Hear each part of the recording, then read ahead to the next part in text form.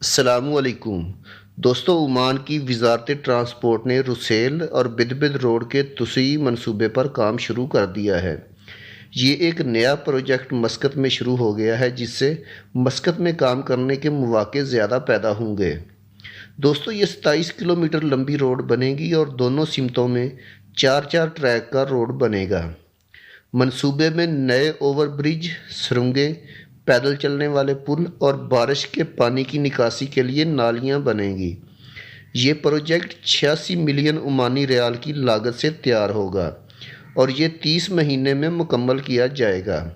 اس میں ایک برج جفنین اور فنجا کا برج بھی بنے گا۔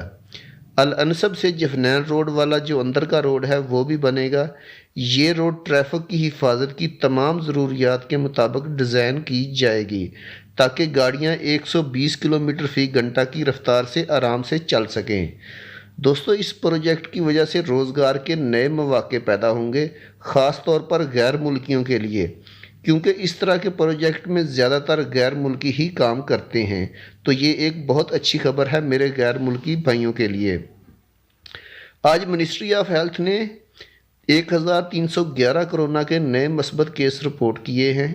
ان میں 1078 عمانی ہیں جبکہ 233 نان عمانی ہیں۔ ٹوٹل کیس سلطنت میں کرونا کے 65,504 ہو گئے ہیں۔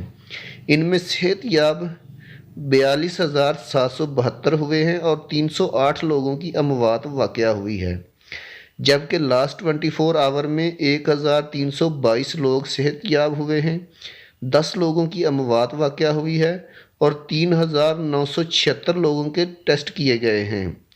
دوستو، عمان میں الحمدللہ ریکوری ریٹ بہت اچھا جا رہا ہے۔ اللہ تعالیٰ سے دعا ہے کہ یا اللہ اس موذی مرض سے ہماری جان چھڑا اور جو بھی اس مرض میں مبتلا ہے اسے شفائے کاملہ عطا فرما۔ ویڈیو بنانے کا مقصد آپ لوگوں کی رہنمائی کرنا ہے۔ ویڈیو اچھی لگی تو لائک کر کے چینل کو سبسکرائب ضرور کر دیجیے گا تاکہ آنے والی انفارمیٹیو ویڈیوز بر وقت آپ کو مل سکیں۔ اللہ حافظ۔